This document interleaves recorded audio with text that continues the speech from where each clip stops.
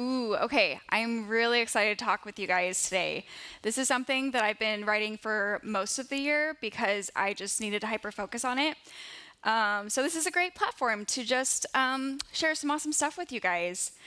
Okay, so I'm Via. I have been a Swift developer for about 3 years, currently in the US. And right now, my days are spent doing an AI Mac app, which has been really exciting because I started iOS and never thought I would venture to the dark side, but I'm really loving it. And with that, I really love the Swift language and the community. So while Swift is relatively new, it's a language built on a very rich history. And today, I'm going to be highlighting 8 people, and each individual has laid a groundbreaking piece to our current day technology. Most everyone in this presentation has actually died pretty much before Swift even debuted. But they've all given us keystones for our precious programming language and our hardware. So we're going to cover the span of over 100 years, and we're focusing on women and social minorities. So as I was enjoying my hyperfocus for this topic, I stumbled across a well-defined social bias, the Matilda effect. It refers to the downplaying or overlooking of scientific contributions or tech achievements of women while giving undue credit and recognition to their male colleagues or counterparts. So today we have the privilege for easy research to surface names that have otherwise been lost to sexism and other discriminatory ideologies. And 5 of our 8 featured individuals are women who have changed the fabric of history. I'm excited to say their names out loud and share a bit of their accomplishments with you all today.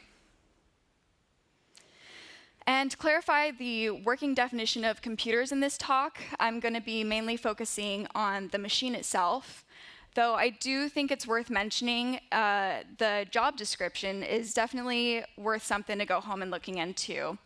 There's a plethora of fascinating information, like during World War II, over 11,000 women were computers or code breakers, and they made about 70% of the industry. I can just imagine the stories to unpack there. All right, let's dig into it. There's a vast space of time for how technology has brought us to where we are today. So to anchor a starting point, we're going to start with my introduction to this history line. When I was an apprentice at Big Nerd Ranch, our all-hands meetings were owned by an account named Ada Lovelace, and initially I thought this was somebody in the company org. When I heard that it was actually a dummy account for the first programmer, my ears perked because I was really excited that that name, a female, was given an honorary title like that. Lady Lovelace was born in London in 1815, and she had an early death at age 36, and she packed in a lot of life in those years. Her father was Lord Byron the poet, and her mother ensured to raise Ada under the influence of STEM to steer her away from being, quote, an angry creative like her father. Ada Lovelace was mentored by Mary Somerville, who was dubbed as the Queen of Science in her time. And Somerville tutored Lovelace in math and many other topics. Mary actually introduced Ada to Charles Babbage, and history was made in that moment. In 1921, Babbage began work on one of the first iterations of the difference engine, which you'll see a recreation here. And his machines were mechanical calculators and nothing more. But after befriending Lovelace, Babbage entreated her to translate and expound on an article written by an Italian mathematician, Luigi Minbrea, as she understood the machine so well. Minbrea had published his article in 1842, and Lovelace completed her translation the next year. Her final article is titled Sketch of the Analytical Engine with Notes from the Translator. It is over 3 times the original article she interpreted. I can just imagine how long that PR review took. Lady Lovelace annotated many potential uses of the machine, such as advanced mathematical equations and even composing music. The analytical machine was also capable of functions that we know today as conditional branching, looping, parallel processing, and much more. Babbage and his team had sketched rough programs prior to this, but hers was the most elaborate and complete, earning her the title of the first computer programmer. Unfortunately, the analytical engine was never built to its full capacity, though if it had been, it would have been the size of a small soccer or football field, and it would have had a whopping 16.6 kilobytes of memory. The legacy of Ada Lovelace lives on today in many ways, including an object-oriented programming language named after her, Ada. She also had an influence on Alan Turing, which we'll talk more about later. And of course, just the mere inspiration she was to many during her time across the centuries of being the first computer programmer.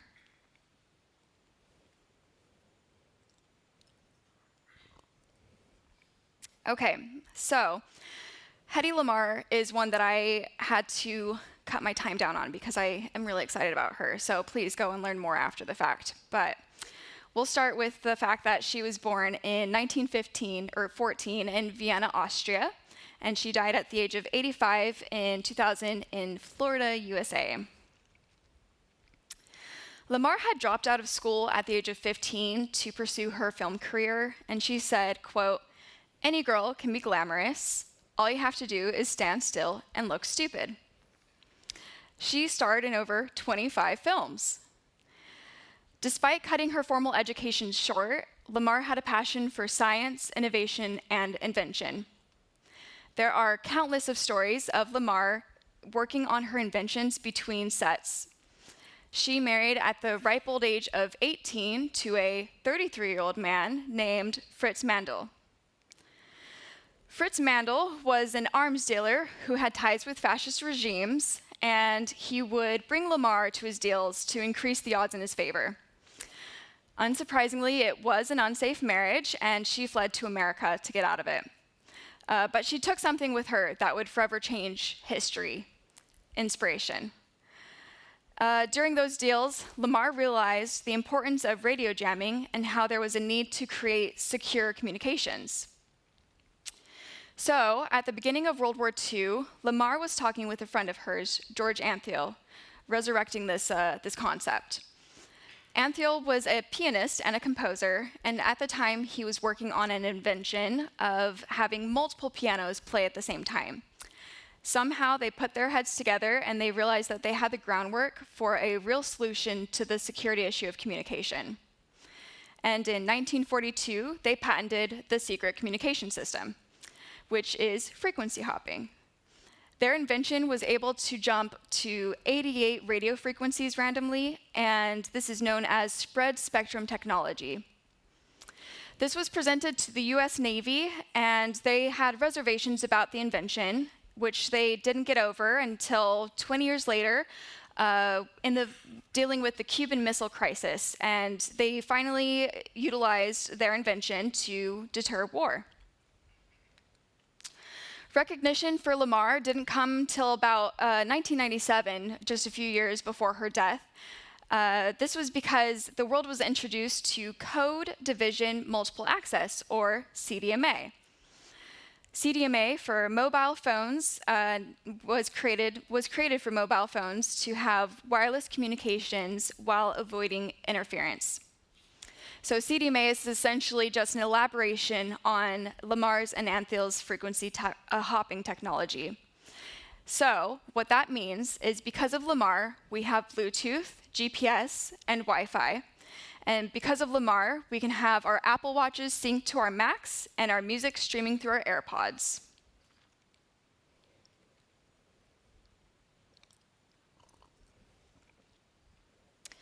All right, Alan Turing. A lot of you have probably seen that Hollywood movie of him doing the imitation game. This digs into a little bit of a different side of him. He was born in 1912 in England and died at the age of 41 in 1954. Because of his many foundational contributions, he is considered the father of modern computer science. Some of his most notable accomplishments are his cryptanalysis of the German Enigma machine and the creation of the Turing test, which is essentially a procedure to test a machine's ability of artificial intelligence. And he was a key contributor to developing one of the first modern computers. The Colossus computers were developed during World War II at Bletchley Park, where Turing did his encryption work, or decryption work, actually. And many mistakenly associate Turing as a core member of the team that created these computers. And while he wasn't on the team itself, his cryptanalysis process he created, called the Benesmeris, forgive me if that's wrong, was utilized in these computers. The first iteration of Colossus Mark I was used by early 1944.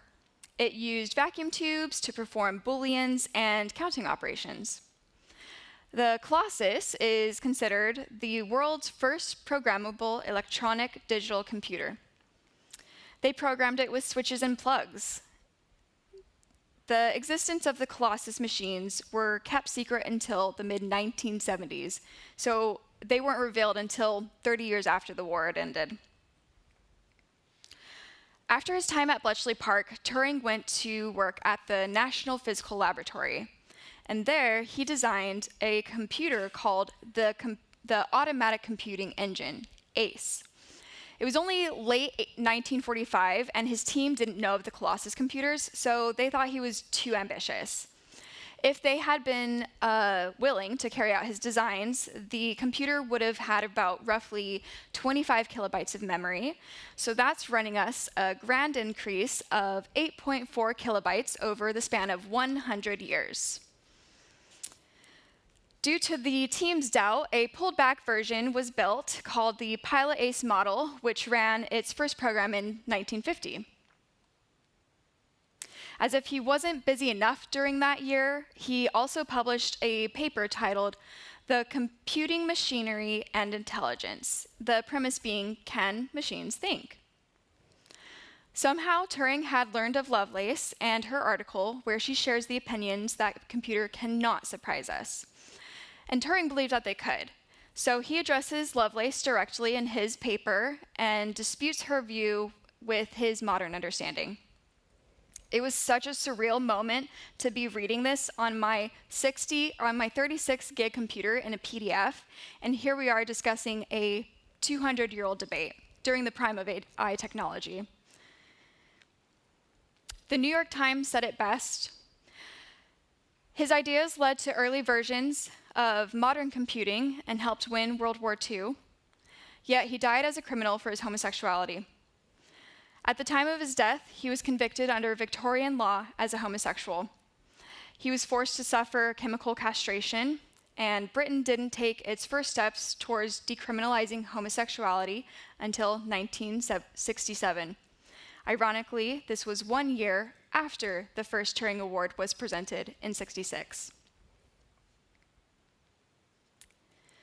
We see Turing's heritage in our daily lives. Our computers are possible because of his innovation, and his Turing test is still used today to evaluate artificial intelligence. Turing said, quote, "I believe that at the end of the century, the use of words and general educated opinion will have altered so much that one will be able to speak of machines thinking without being contradicted." Hey Siri, what do you think? Grace Hopper was born in 1906 in the USA and died in 1992 at the age of 85. Hopper started off strong and in 1934 was the first woman to earn a PhD in mathematics from Yale University. At the time, she was also a professor of mathematics at Vassar College, where she was an alumna.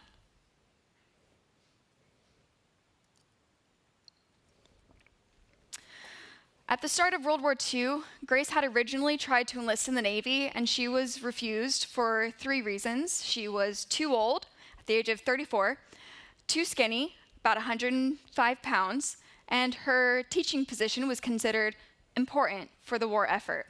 So, all in all, she was a woman. Her bulldog personality showing through, she wouldn't let it go, and was granted a leave of absence from Vassar College, where she was working, and she was commissioned into the U.S. Naval Reserves by 1943. The Navy went on to have a comical relationship with Hopper. Originally, she retired at the rank of commander in 1966, a forced retirement due to her age, and after she left, the Navy had 823 unsuccessful attempts to create a working payroll. So, just 7 months into her vacation, she got recalled back to active duty. In 1983, she was promoted to Rear Admiral and retired for her final and last time just a few years later at the age of 79. At that time, she was the oldest active duty officer. One of her first projects in the Navy at Harvard was with Dr. Howard Aiken. He is extremely adverse to working with women, and Aiken would have Hopper turn in a minimum of 5 pages a day about the computer they were building. He would then have her go back and rewrite things to his liking, and this work was compiled into a 600-page manual in 1946. It addressed fundamental questions of how to get a computer working to solve problems. It was the manual for the computer known as Harvard Mark I, which their first program ran in 1944 also. And the Navy used Mark I until 1959. The computer took 3 to 5 seconds for a simple multiplication equation, weighed 5 tons, and was 2 times the length of a double-decker bus. When the Harvard project came to a close, the university would refuse to extend Hopper a professor contract as they didn't hire women, and Aiken stayed on as a tenure professor. After their work together, Aiken would later concede that Grace was, quote, a good man.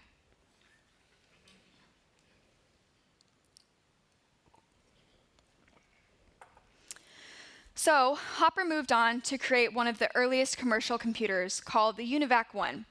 Interestingly, it did not use binary numbers.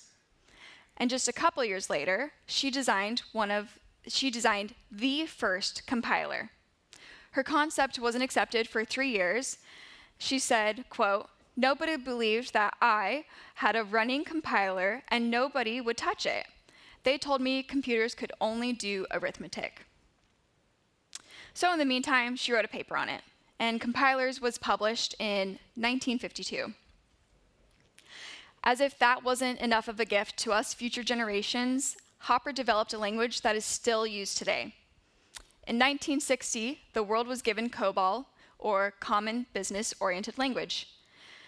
This was the first programming language written with English words and phrases. So Hopper was an active inspiration during her career. She said, the most important thing I've accomplished, other than building the compiler, is training young people. They come up to me, and say, do you think we can do this? And I say, try it. And I back them up. They need that. I keep track of them as they get older, and I stir them up at intervals so they don't forget to take chances. Hopper is the ultimate senior developer. Grace Hopper was also one of the first female developers to be supervising male colleagues. Katherine Johnson and Margaret Hamilton were trusted by astronauts, but not trusted to direct men. The ENIAC programmers was an all-women team, so they had no men to supervise. Hopper paved the way for doors to open for us today. Ooh, and if you've ever wondered why we call broken code a bug, it's because in 1947, Hopper and her team were working the Harvard Mark II machine, and something broke. After troubleshooting, her associates found a moth that was stuck in a relay, and she got rid of it, coining our term today, bug. So much of the luxuries we take for granted today are due to the amazing Grace Hopper. I would not be here without the compiler and COBOL. I am not a computer scientist. She's a groundbreaker for women's firsts and a role model to men and women in the industry by keeping a professional and persistent attitude.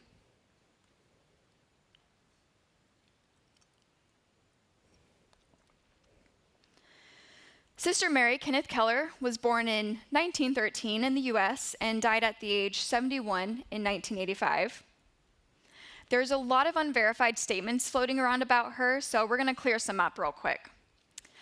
Many sources have declared her as the first person in the US to receive a PhD in computer science, when in fact, across the country, on the same day in 1965, Irving C. Tang was receiving the exact same degree. So while she's not technically the first person, she is the first woman to receive it. And another rumor was that she assisted in the development of the basic programming language. This must have stemmed from the truth that she actually authored a 43-page introduction to the language, basically making it usable for the common developer. In 1935, Sister Mary Kenneth Keller took her vows and began teaching for the next 30 years. She graduated with her PhD at the age 52, and all the while she was teaching grades kindergarten through college. Sister Keller had taken several courses herself at the Catholic University, Clark, and there she founded and directed the computer science department for over 20 years. Sister Keller was an advocate of ethics and for women in computing. She held a few core beliefs. She believed that computers should open up possibilities within industries and not replace workers. She believed computers could and should increase information and promote education. And she also ensured that her computer center was a family-friendly environment. Sister Keller lived what she preached. When a female associate with children was hired, despite limited space, Sister Keller provided a nursery and play space for her coworkers' children. Ethics is a lively and spicy debate to date, especially with AI. And Sister Keller took a hard stance and backed it up early on. She said, "The computer does not make mistakes, and it is hard on one's ego to have to assume blame every time something goes wrong. That is where humility comes in, and then you get to practice patience by correcting your mistakes." In software development, we have the opportunity to make a mistake and it not have a negative connotation. We can learn from it. We can grow ourselves, improve our skill, and the world around us by giving ourselves grace.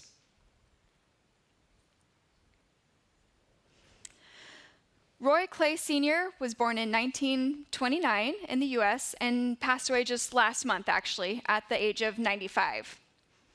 He packed a lot of life in. Growing up in the South, Clay's family regularly faced racism. His mother told him, "You will face racism the rest of your life, but don't ever let that be a reason why you don't succeed." His life exemplifies success in the face of adversity, and he left home for St. Louis University and graduated in 1951 with mathematics. Clay then interviewed at McDonnell Aircraft just after school, and at that meeting he was told, quote, "Mr. Clay, we're very sorry, but we have no jobs for professional Negroes." He left that interaction with a new determination, became a self-taught developer, and went back and got hired at that same company. He was a computer programmer there for 10 years. Clay moved on to a new role at Hewlett & Packard in 1965. Less than a year after getting hired there, he churned out the HP 2116A computer. And this machine established that Clay was a visionary. It contained a Fortran compiler, an assembler, operating system, and more. And all these features, of course, were top tier at the time. Clay held strongly to a philosophy that Apple emulates today regarding releases. The software must be ready on the day of the introduction of the hardware. Clay was willing to go to great lengths to ensure this happened, and I really wonder if he set the cultural standard for caffeine consumption. Computers in this time were very delicate machines. They had to be in a controlled environment just to function. Clay's computer was the antithesis of that. Designed to operate in temperatures of up to 55 degrees Celsius with relative humidity of up to 95%. The computer could be running for over 60 hours in this environment. They had a chamber for it, and the employees would share stories of the testing chamber being cranked all the way up on humidity, and it was dripping wet. They scaled down from sports fields and buses, and this one was a size of a typewriter. It was the second ever computer to work off of 16 bits. Clay then left HP and founded Rod L Electronics in 1977. At this company, he developed technology that kept early computers from possibly shocking users or catching fire. As his own boss, Clay was able to lead the company with diversity, equity, and inclusion. He said, "My sole interest is to work with young Black males and encourage them to learn how to do things well." Rod L Electronics is considered as Silicon Valley's first tech startup. And still today, we see the influence of Roy Clay Sr. He established programs to help African Americans break into tech, and he claimed his company was one of the largest employers for African American professionals in Silicon Valley.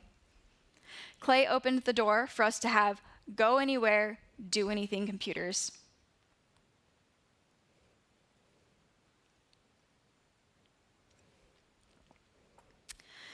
Okay, so Nasir Ahmed was born in 1940 in Bangalore, India. He is currently residing and teaching in New Mexico at the age of 84. At a time when technology was, or is, overwhelmingly populated white males, Ahmed moved to the States in the 1960s. He attended the University of New Mexico, earned his master's and PhD in electrical computer engineering. In 1972, Ahmed invented discrete cosine transformation, or DCT. He intended this to be used for image compression. He proposed the idea of DCT to the National Science Foundation, and they told him it was too simple to warrant giving him a grant. So with the support of his wife, Ahmed took a year sabbatical to prove them wrong. Let's, for an example, say that a text file contains 1,000 words. It's about 5 kilobytes. An uncompressed photo taken with a high-resolution camera today can be more than 20 megabytes. To give a sense of magnitude, if a text file were a 5-story building, the image file would be a skyscraper of over 20,000 floors, higher than Mount Everest. So, in the most crude terms, what DCT does for us is it smooths out the background and retains the most significant visual elements, which is compressing the file. And it can compress as much as 10 times smaller than the original. It was more than 10 years before DCT was recognized across the world. In the late 1980s, a standards group called the Joint Photography Experts Group used DCT as a cornerstone to a new file format for photographs. We know this as JPEG. Later, MPEG and other video formats were developed with DCT as an integral component. Ahmed led the way for video compression on platforms such as YouTube, Netflix, and even FaceTime. The work of Nasir Ahmed is something we literally see every day. Barbara Liskov was born in 1939 in America, and she's currently living in Massachusetts at the age of 84. Liskov graduated with her PhD from Stanford in computer science just a few years after Sister Kenneth died. Of all 77 Turing Awards, there are only 2 women who have received it. Liskov was the first in 2008. In 1987, Liskov presented the Liskov substitution principle, and many of you probably recognize it from one of the 5 design principles of SOLID. The Liskov substitution principle is best described as follows. If S is of subtype T, then objects of T may be replaced with objects of S without altering any of the desirable properties of the program. So we'll see in an explicit line of this in Swift. So here's an example. The subclasses bike and car are extensions of the superclass, true extensions. And the subclasses are not adding any new properties and are not overriding the superclass. In this example, both our subclasses inherit from vehicle and adding their own methods of step on it and pedal. Further down on line 25 and 28, we are replacing the superclass with the instance of the subclass, and it still compiles. This is the Liskov substitution principle. Okay, I want to know, who's heard of CLU, the programming language? Ooh, do I see one hand? Oh my God. Oh my God, wow, this is cool. I really didn't expect that. Okay, well, let's talk about it. In 1975, Liskov and her students at MIT released this programming language, CLU. It contains things like abstract data, multiple return types, or multiple return values, type-safe variants. These are just a few features from a 50-year-old language. Liskov CLU created a blueprint for object-oriented programming languages today.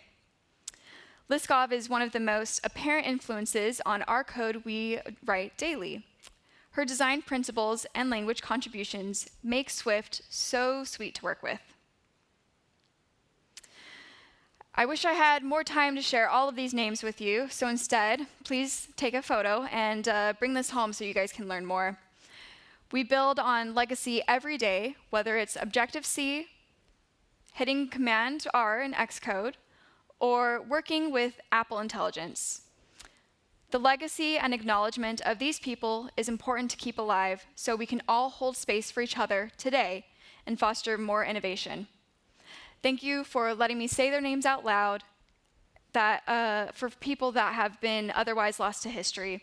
And I hope you've all gained a new appreciation for people who have made our passion of Swift development possible. Thank you.